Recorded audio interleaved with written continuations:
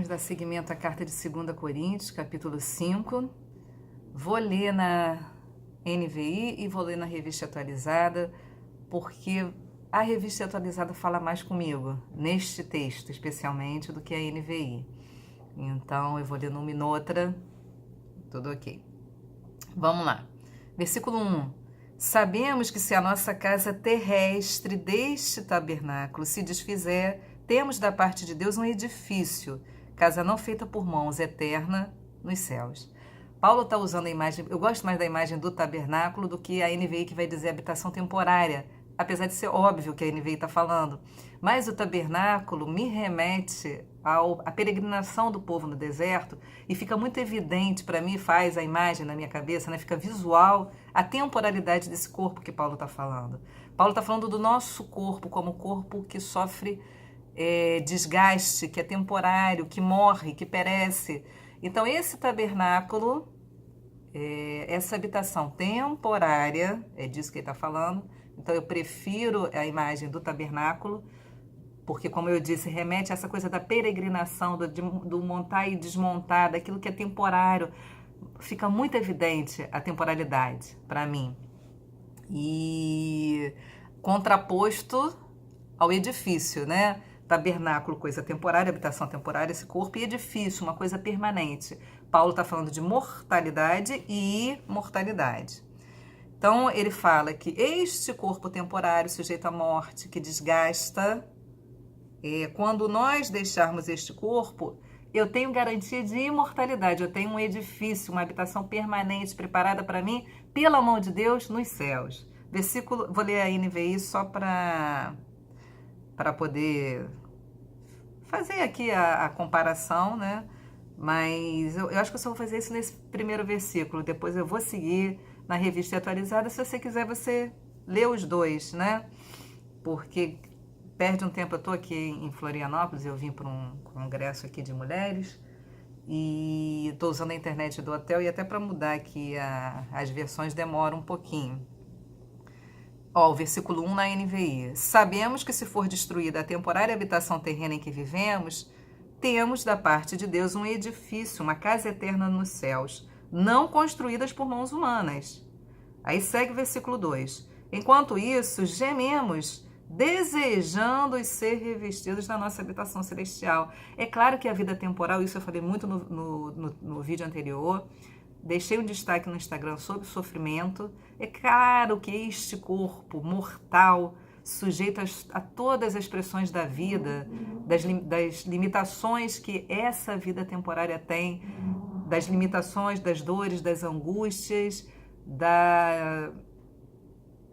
de tudo aquilo que é aquém do que Deus preparou para nós, daquilo tudo que é corrompido pelo pecado, de tudo e tudo isso que nos cerca, e toda essa habitação aqui, essa carne temporária, tudo aquilo que ela tem de limitado ainda, porque a gente precisa entender, eu não quero dizer, eu esqueci o nome da linha filosófica, me desculpem, de que o corpo é mau e o espírito é bom, não é disso que eu estou falando, mas há uma ação do pecado sobre o corpo que faz dele lugar muito limitado para a nossa existência.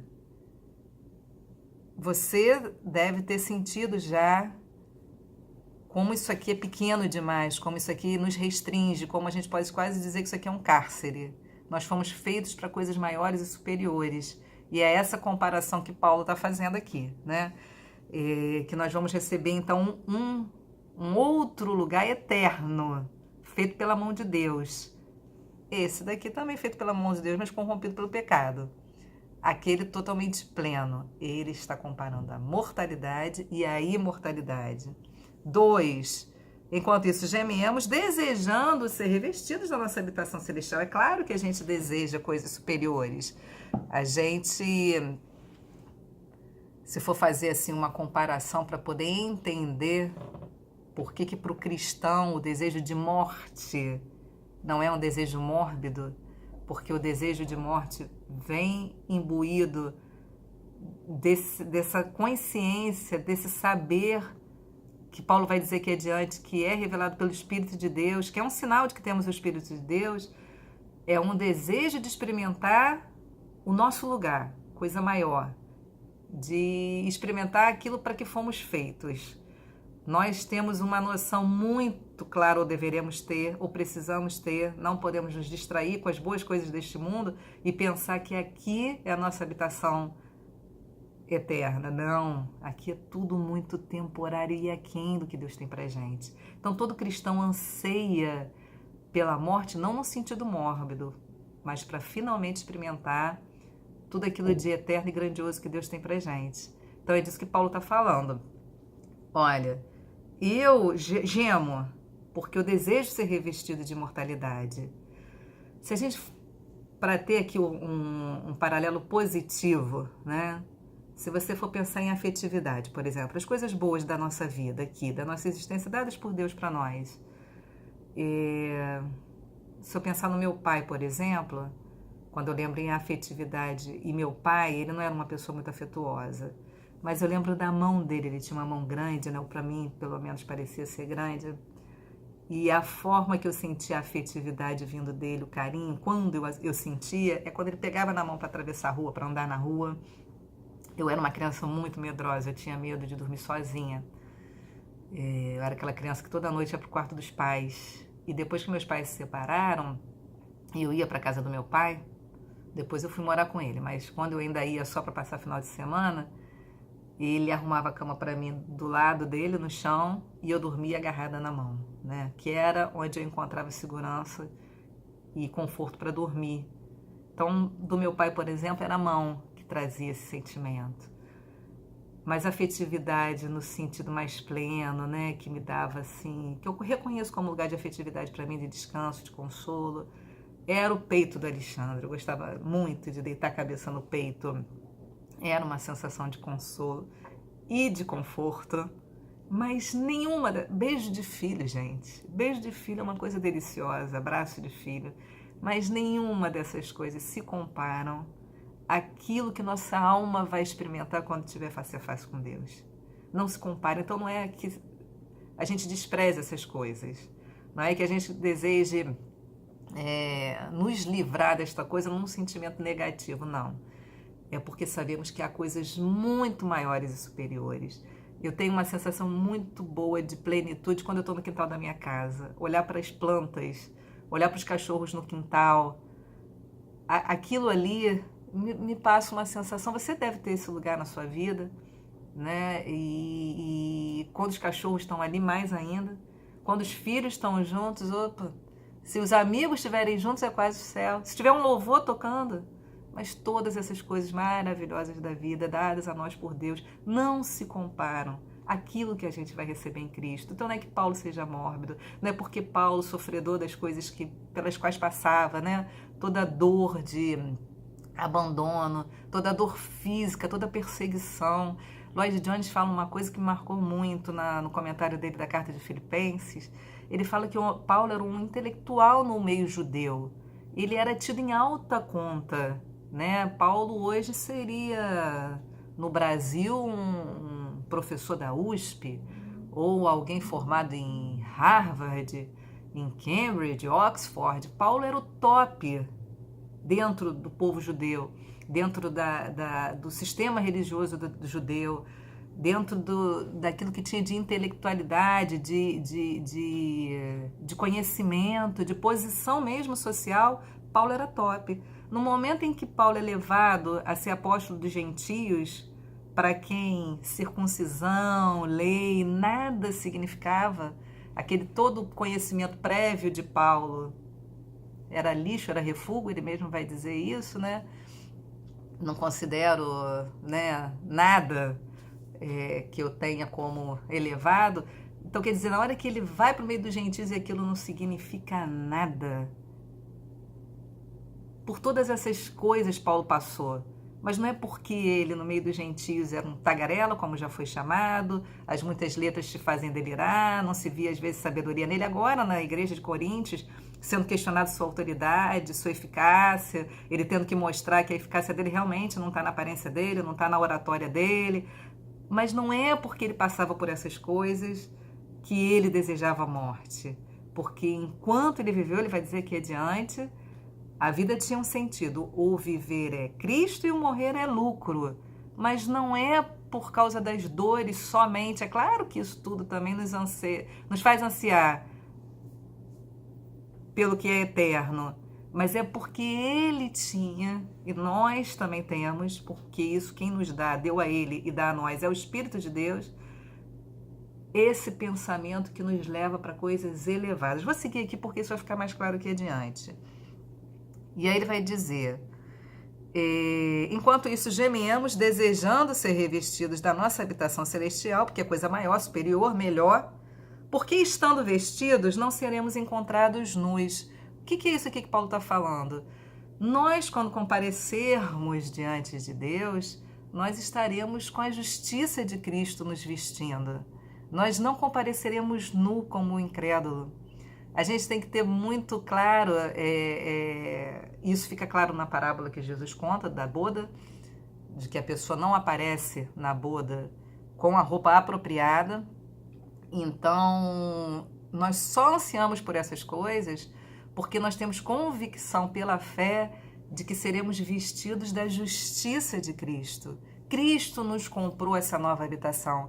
Cristo nos deu essa nova vestimenta. Quem não joga fora facilmente uma roupa velha para vestir uma roupa nova, melhor, superior, mais bonita? Se fazemos isso aqui, debaixo do sol, ele vai falar, quem não vai preferir jogar esses nossos trapos de imundícia fora, esse corpo limitado, mortal, por uma roupa gloriosa comprada por Cristo para nós.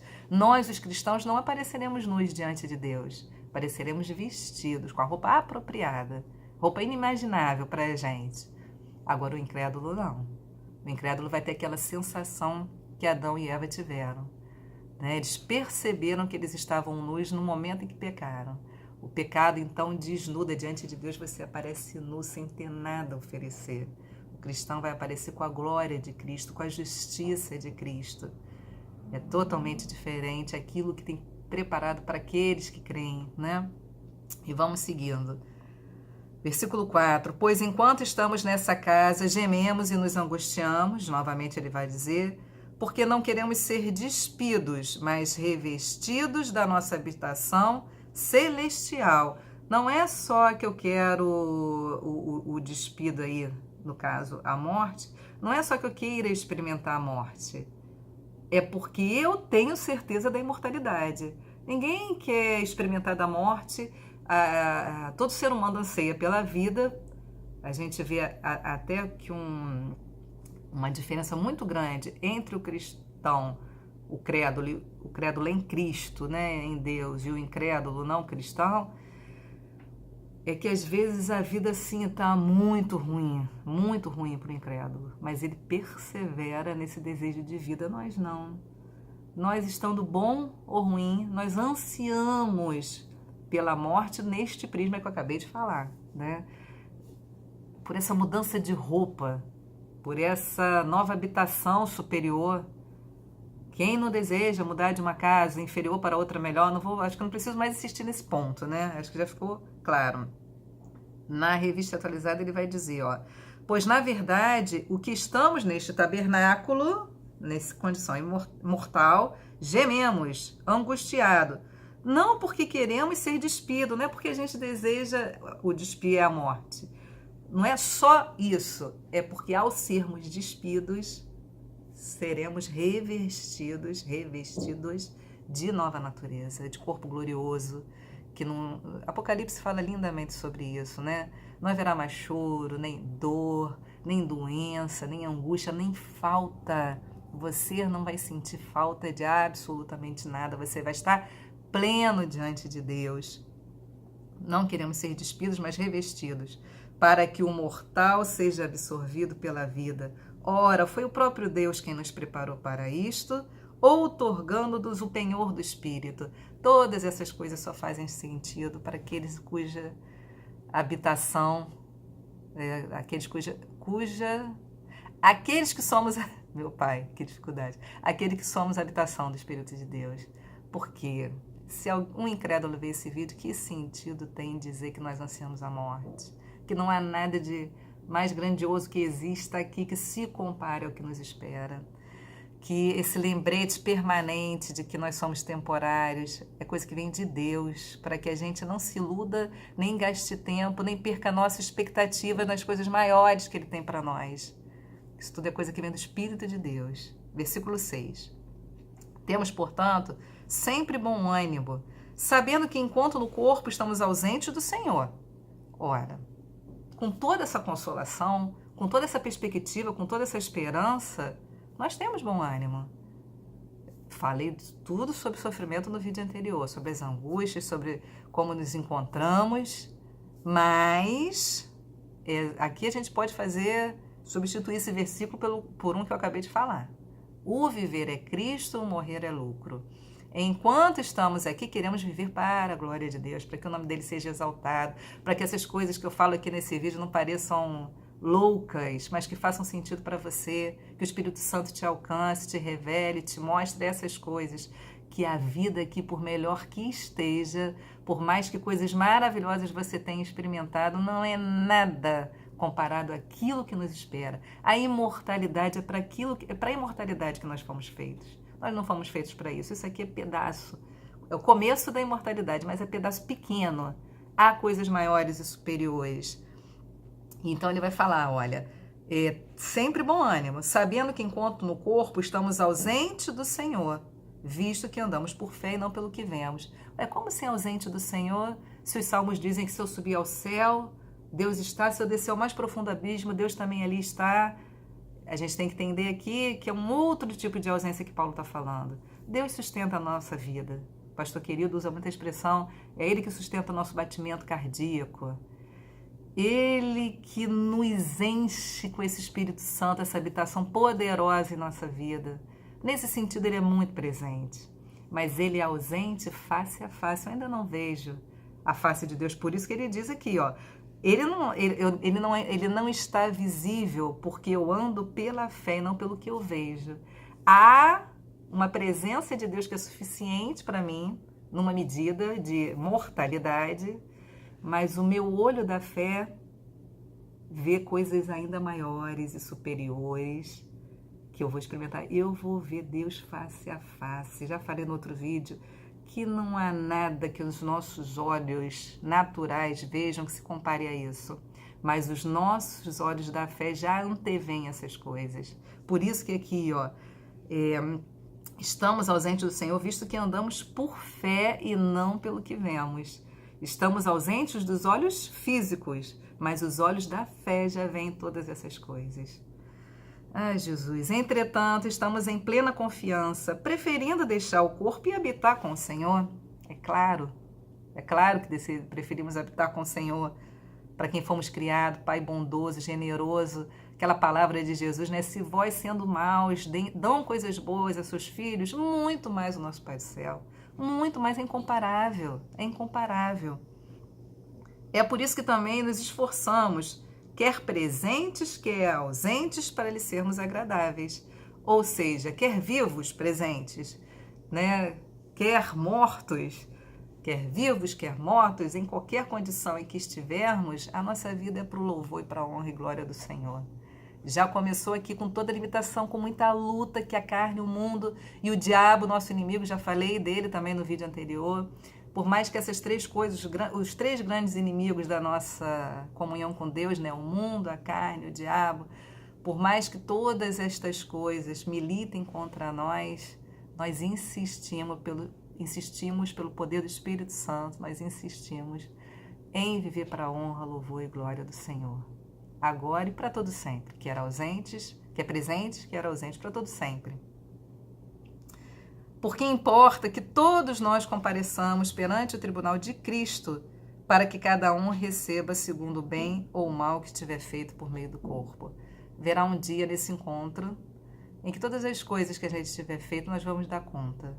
Só que, como eu disse antes, os que foram lavados pelo sangue do Cordeiro, aqueles que creem no sacrifício de Cristo na cruz, vão comparecer vestidos. E porque estão vestidos, haverá boas obras a serem oferecidas, porque Deus propiciou desta forma. Ele mesmo preparou boas obras para aqueles a quem ele resolveu justificar e glorificar. Então nós vamos nos apresentar assim, haverá um dia em que todas as coisas, todas as pessoas darão conta de todas as coisas que fizeram.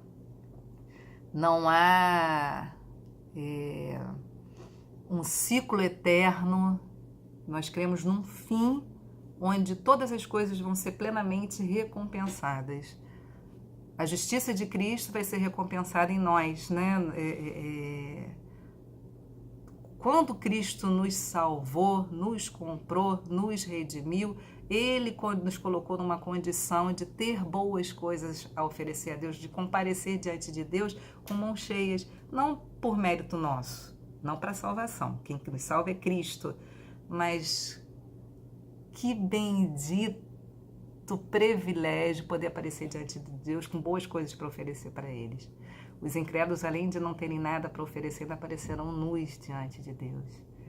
Deve ser uma sensação horrorosa estar nu diante de Deus. Foi tão horrorosa que Adão e Eva se esconderam. E o homem continua se escondendo até hoje.